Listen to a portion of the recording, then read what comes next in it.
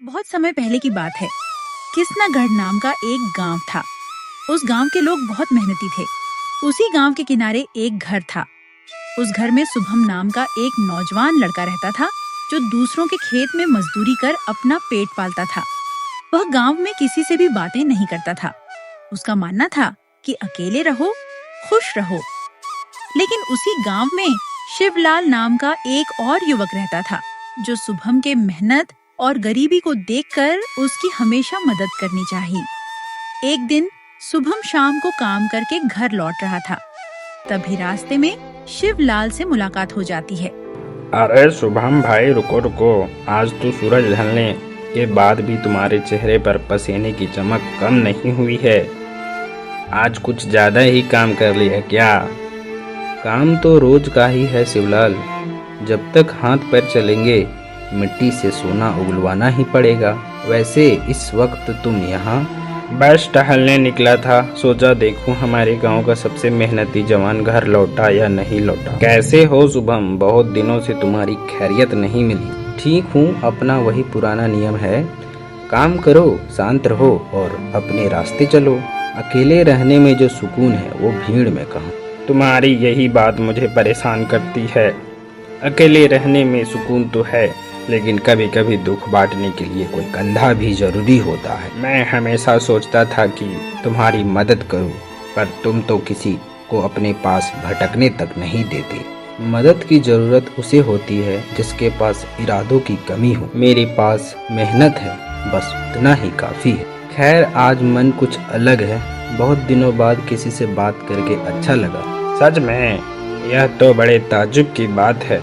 हाँ, और इसलिए मैं सोच रहा था क्यों ना आज तुम मेरे घर चलो। रोज तो मैं रूखी सूखी खाकर सो जाता हूँ, पर आज मेरा मन मटन बिरयानी बनाने का है।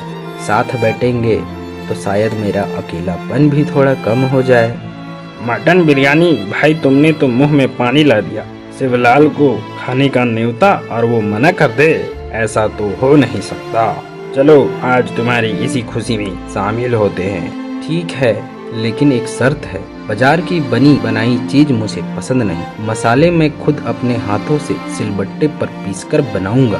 अरे हाथों के पीसे मसाले का स्वाद ही कुछ और होता है, पर बिरयानी के लिए मटन तो चाहिए। चलो पहले जंगल किनारे वाली मंडी चलते हैं, वहाँ जरूर ताजी मटन मिल जाएगी। चलो फिर देर किस बात की, सूरज डूबने से पहले ही जाने से ताजी मटन मिल सकती है। इतनी बात करके तुरंत वे दोनों बाजार की तरफ निकल गए और फिर थोड़ी ही देर में बाजार पहुंचकर मटन वाले के पास गए। देखो शुभम, यह वाली मटन देखो कितनी ताजी लग रही है। अभी भी इसके गला लाल है। बिरयानी के लिए यह सबसे बढ़िया रहेगी। नजर तो तेज है तुम्हारी शिवलाल। ओ दुकानदार भाई, जरा इसे तौलना, साफ सफाई से काट के देना। पीस थोड़े बड़े बड़े रखना ताकि बिरयानी में घुल ना जाए। शुभम भाई, तुम तो खाना बनाने के भी उस्ताद लगते हो। मसालों की बात कर रहे थे, क्या क्या डालोगे आज? देखो, असली स्वाद मसाले के अनुपात में होता है। खड़ी इलायची, दालचीनी, काली मिर्च और वह सूखी लाल मिर्च। जब इन्हें पत्थर पर पीसो तो खुशबू पूरे मोहल्ले में फैल जाती है। मैं बाजार वाले पैकेट के पाउडर इस्तेमाल नहीं करता, उनमें वो जान कहाँ। मानना पड़ेगा, आज तो किशनगढ़ में तुम्हारी रसोई की चर्चा होगी। वैसे अकेले अकेले रहते हुए तुमने यह सब कब सीखा? जब घर में कोई और बनाने वाला न हो तो इंसान खुद ही अपने स्वाद का राजा बन जाता है। चलो अब जल्दी घर चलते हैं, चावल भी भिगोने हैं। वे दोनों तुरंत मटन खरीदकर घर जाते हैं। घर जाकर जल्दी जल्दी चावल को भिगोकर थोड़ी ही देर में बिरयानी बनाना शुरू कर देते हैं। बिरयानी की खुशबू ऐसी थी कि मानो किसी वीआईपी ढाबे से आ रही हो। थोड़ी ही देर में बिरयानी तैयार हो जाती है। शुभम शिवलाल के लिए प्लेट लगाता है। शिवलाल ने जैसे ही एक निवाला खाया, तुरंत बोल पड़ा, अरे बाप रे शुभम भाई, यह क्या बना दिया तुमने? यह स्वाद, यह खुशबू, भाई सच कह रहा हूँ, ऐसा जायका तो मैंने सालों पहले दिल्ली में चखा था। दिल्ली? पर मैं तो कभी इस गांव से बाहर भी नहीं गया शिवलाल। मैंने तो बस अपनी समझ से मसाले मिलाए हैं। वही तो ताज्जुब है, पूरा का पूरा स्वाद हूबहू दिल्ली मटन बिरयानी जैसा है। वो मसालों का संतुलन, वो मटन की ताजगी और चावलों में समाया हुआ सौंधापन। शुभम, तुम यहाँ दूसरों के खेतों में मजदूरी करके अपना हुनर मिट्टी में मिला रहे हो। अब इतना भी मत बढ़ाओ, बस पेट भरने के लिए बनाया है। मजदूरी करना मेरा नियति है और खाना बनाना मेरा शौक। नहीं शुभम, यह शौक नहीं है, यह तुम्हारी किस्मत की चाबी है। मेरी बात मानो, तुम कल से ही यह ढाबा क्यों नहीं खोल लेते? इस हाईवे पर हजारों लोग गुजरते हैं। अगर उन्हें यह बिरयानी मिल गई तो लोग लाइन लगा देंगे। ढाबा, तुम कह तो ऐसे रहे हो जैसे बच्चों का खेल हो। शिवलाल, ढाबा खोलने के लिए जमीन चाहिए, बर्तन चाहिए, फर्नीचर चाहिए और सबसे बड़ी बात पैसे चाहिए। पैसे की चिंता तुम छोड़ दो शुभम। आज तक मैं तुम्हारी मदद करना चाहता था पर तुमने मौका नहीं दिया। आज इस बिरयानी ने मुझे वह मौका दे दिया है। हम पार्टनर बनेंगे। पार्टनर? पर तुम्हारे पास इतने पैसे कहाँ से आएंगे? देखो, मेरे पास थोड़ी जमा पूंजी है और गांव के किनारे सड़क पर मेरे चाचा की एक पुरानी दुकान खाली पड़ी है। हम उसे ढाबे की शक्ल देंगे। मटन की सप्लाई और ढाबे के रख रखाव की जिम्मेदारी मेरी और स्वाद की जिम्मेदारी तुम्हारी। हम आधा आधा हिस्सा बांट लेंगे। यह सुनने में तो अच्छा लग रहा है, पर क्या लोग एक मजदूर के हाथ का खाना खाएंगे? और अगर काम नहीं चला तो तुम्हारे पैसे डूब जाएंगे। लोग स्वाद के भूखे होते हैं, जात या औकात के नहीं। और डूबने की बात मत करो। जिस इंसान के हाथों के मसाले में ऐसी जादूगरी हो, उसका ढाबा कभी फ्लॉप नहीं हो सकता। तुम बस मसालों की शुद्धता का ध्यान रखना। अगर तुम इतना भरोसा कर रहे हो तो मैं पीछे नहीं हटूंगा। मसाले तो मैं ऐसे तैयार करूंगा कि लोग उंगलियां चाटते रह जाएंगे। मैं हर मसाला खुद काटूंगा। सिलबट्टी की वो घिसाई स्वाद का असली राज है। बस यही जज्बा चाहिए। तुम बिरयानी का जादू चलाना, मैं ग्राहकों की भीड़ संभालूंगा। लोग कहेंगे किशनगढ़ का शुभम, बिरयानी का किंग, दिल्ली मटन बिरयानी वाला। अगले दिन शिवलाल अपना ढाबा खोल देता है। शुभम ढाबे पर जाता है और मटन बिरयानी को अच्छे तरीके से बनाता है। बिरयानी की महक जैसे ही फैलती है, वैसे ही देखते गांव के लोग दौड़े दौड़े उसके ढाबे पर आते हैं। अरे भाई, यह कैसी महक है? मेरा तो रास्ता चलना मुश्किल हो गया है। ऐसा लग रहा है जैसे जन्नत का खाना पक रहा है। शिवलाल, यह क्या नया काम शुरू किया है? आइए आइए काका, यह हमारे शुभम भाई के हाथों का कमाल है। आज से यहाँ दिल्ली मटन बिरयानी मिलेगा, बस चख कर देखिए। अरे शिवलाल, मैं तो खेत जा रहा था पर इस महक ने मेरे पैर मोड़ दिए। भाई, यह तो किसी बड़े शहर के होटल जैसी खुशबू आ रही है। फटाक से एक प्लेट लगा दो, रहा नहीं जा रहा। बैठो रोहन भाई, अभी गर्मा गर्म परोसता हूँ। वाह, ओए होए शुभम भाई, यह बिरयानी है या अमृत? मटन तो मुंह में जाते ही मक्खन की तरह घुल रही है और यह चावल एक एक दाना मसालों में लिपटा हुआ है। मैंने आज तक ऐसी खुशबू नहीं देखी। मसाला नाक में जाते ही भूख 4 गुना बढ़ा दे रही है। शुभम, सच बताओ, इसमें कोई जड़ी बूटी डाली है क्या? जड़ी बूटी नहीं काका, शुभम के हाथों में जादू है, जादू। यह जो मसाले देख रहे हो ना, यह बाजार के पैकेट वाले नहीं हैं। शुभम भाई ने सुबह 4 बजे उठकर इन्हें पत्थर पर घिसा है। मेहनत और हुनर का संगम है यह। आप सबका प्यार है भाइयों। बस साफ सफाई और शुद्ध मसालों का ध्यान रखता हूँ। अरे शिवलाल, सच कह रहा हूँ, ऐसा लग रहा है जैसे हाथ ही चाट जाऊं। शुभम, तुम तो कल तक मजदूरी करता था पर आज तूने हम सबका दिल जीत लिया। एक प्लेट घर के लिए भी पैक कर दे भाई।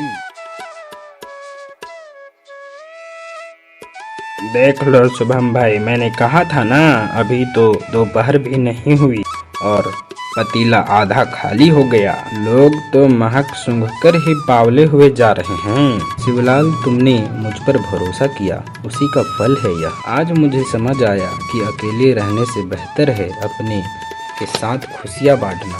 धीरे धीरे ग्राहक आते हैं, दिल्ली मटन बिरयानी का स्वाद लेते हैं पैसे देकर चले जाते हैं। देखते ही देखते सारा का सारा दिल्ली मटन बिरयानी खत्म हो जाता है और फिर कमाए हुए पैसे को दोनों लोग बांटकर अपने अपने घर चले जाते। अगले दिन फिर से शुभम ढाबे पर मटन बिरयानी को बनाता है। लोग दौड़ दौड़े आते हैं और शुभम की बढ़ाई कर चले जाते हैं। धीरे धीरे समय बीता। अब पूरे गांव के साथ साथ पूरे शहर में दिल्ली मटन बिरयानी का नाम फैल चुका था। लेकिन अब शिवलाल के मन में एक घृणा होने लगी थी कि लोग ढाबे पर आते हैं, खाते हैं, लेकिन बढ़ाई सिर्फ शुभम की करते हैं। यह बात शिवलाल को बहुत बुरी लगती है। वो चाहता था कि उसकी भी बढ़ाई उतनी ही हो जितनी कि शुभम की हो रही है। वो इतना सोच ही रहा था कि तभी काका वहाँ पर आ जाते हैं। अरे वाह शुभम बेटा, आज तो तुमने कमाल ही कर दिया। शहर से जो बाबू लोग आए थे ना, वह कह रहे थे कि ऐसी बिरयानी तो उन्होंने 7 समंदर पार भी नहीं चखी। सच में बेटा, तेरे हाथों में तो अन्नपूर्णा का वास है। तू ना होता तो इस गांव को कोई नहीं पूछता। काका, ढाबा सिर्फ खाना बनाने से नहीं चलता। अगर मैं सुबह मंडी जाकर सही मटन ना लाऊं तो शुभम भाई क्या लकड़ी का चूरा पकाएंगे? अरे शिवलाल, बुरा क्यों मानता है? मटन तो बाजार में 1000 जगह मिलती है, पर उस मटन को अमृत बनाने का हुनर तो सिर्फ शुभम के पास है। सीधी सी बात है भाई, लोग शुभम के नाम से यहाँ आते हैं, दुकान के बोर्ड की वजह से नहीं। अच्छा, तो आपको लगता है मेरा यहाँ कोई वजूद ही नहीं है? सारा पैसा मैं लगाऊं, दुकान मेरी, मेहनत मेरा और नाम सिर्फ इसका? काका, आप गलत कह रहे हैं। यह ढाबा सिर्फ मेरी वजह से नहीं चल रहा। अगर शिवलाल भाई का साथ और उनका पैसा नहीं होता तो मैं आज भी दूसरों के खेतों में पसीना बहा रहा होता। यह ढाबा हम दोनों की वजह से है। शुभम तो नेक दिल है, इसलिए ऐसा कह रहा है, पर शिवलाल कड़वा, सच तो यही है कि अगर कल को शुभम यहाँ काम करना छोड़ दे तो तेरी इस दुकान को कोई कुत्ता भी नहीं पूछेगा। तेरी अहमियत सिर्फ तब तक है जब तक शुभम की बिरयानी की महक यहाँ है। काका, जुबान संभाल कर बोलिए। आप मेरी ही दुकान पर खड़े होकर मेरी बेइज्जती कर रहे हैं। शिवलाल भाई, शांत हो जाओ। काका बुजुर्ग हैं, उनके कहने का वो मतलब नहीं था। और काका, आपसे हाथ जोड़कर विनती है, ऐसी बातें मत कीजिए जिससे हमारे बीच दरार आए। हम भाई जैसे हैं। आपने बिरयानी खाई, पैसे दीजिए और कृपया करके अब यहाँ से जाइए। मैं तो सच बोल रहा था बेटा, बाकी तुम जानो और तुम्हारी काम। पर याद रखना शिवलाल, कारीगर के बिना दुकान सिर्फ 4 दीवार होती है।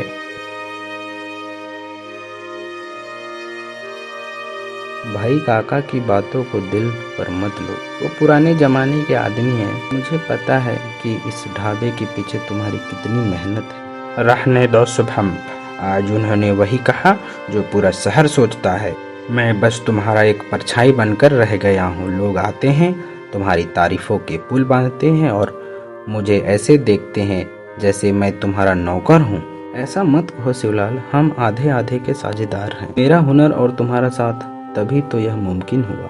हुनर हुनर, हर कोई बस हुनर की रट लगा रहा है। अगर यह हुनर इतना ही बड़ा है तो देखूंगा कि बिना मेरे सहारे कि यह हुनर कब तक चलता है। तुम क्या कहना चाह रहे हो? कुछ नहीं, फिलहाल पैसे बांट लो। कल सुबह देखेंगे कि यह जादू किसके सिर चढ़कर बोलता है। अगले दिन शुभम ढाबे पर आता है और देखता है कि शिवलाल मटन बिरयानी को बनाकर पहले से ही रखा होता है। इतना देखकर वो बहुत खुश होता है। अरे वाह शिवलाल भाई, आज तो तुमने कमाल कर दिया। सूरज निकलने से पहले ही चूल्हा सुलगा दिया। कल काका ने जो बातें कही, लगता है तुमने उन्हें चुनौती की तरह लिया। चलो अच्छा है, अब तुम भी यह काम सीख जाओगे तो मेरा हाथ बढ़ जाएगा। चुनौती और तुमसे सीखना? अपना यह ज्ञान अपने पास रखो शुभम। तुम क्या समझते हो, यह चावल और मटन सिर्फ तुम्हारी जागीर है। आज मैंने सब कुछ खुद तैयार किया है। अब दुनिया देखेगी कि शिवलाल का हाथ भी जादू जानता है। मेरा वो मतलब नहीं था भाई, मैं तो बस खुश था कि हम मिलकर काम कर रहे थे। मिलकर? अब कोई मिलकर नहीं होगा। बहुत देख लिया तुम्हारी सादगी और बहुत सुन ली तुम्हारी तारीफें। सच तो यह है कि तुम मेरी दुकान की आड़ में अपनी साख बना रहे थे। आज से इस ढाबे की चौखट पर तुम्हारी कदम पड़ना नहीं चाहिए। यह तुम क्या कह रहे हो शिवलाल? होश में तो हो। यह ढाबा हमने साथ मिलकर खड़ा किया है।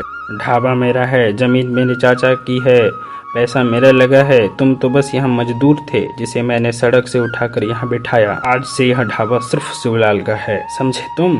जाओ यहाँ से और अपनी यह फकीरी कहीं और दिखाओ। बस शिवलाल, बहुत बोल लिया तुमने। मुझे लोगों की मानसिकता का पहले से पता था, इसलिए मैं किसी से बात नहीं करता था। मुझे पता था कि इंसान का लालच और ईर्ष्या अच्छे से अच्छे रिश्तों में दीमक की तरह चाट जाते हैं। ज्ञान मत बांटो, अपनी कुदाल उठाओ और जाओ खेतों में मिट्टी खोदो, वही तुम्हारी औकात है। ठीक है शिवलाल, तुम्हारी यही इच्छा है तो यही सही। मुझे लगा था कि तुम मेरे दोस्त हो, पर तुमने तो मुझे फिर से वही पुराना अकेला शुभम बना दिया। कोई बात नहीं, मेरे पास हाथ है और मेहनत करने का जज्बा भी। काम की कमी मुझे कभी नहीं होगी, पर याद रखना, पतीले में चावल डाल देने से बिरयानी नहीं बनती। उसके लिए दिल साफ होना चाहिए। देख लेंगे, अब निकलो यहाँ से। जा रहा हूँ। आज से हमारे और तुम्हारे रास्ते अलग होते हैं। राम राम शिवलाल। भगवान करे तुम्हारा यह अहंकार तुम्हें वो खुशियाँ दे सके जो हमारी दोस्ती नहीं दे पाई। इतना बोलकर शुभम वहाँ से चला जाता है।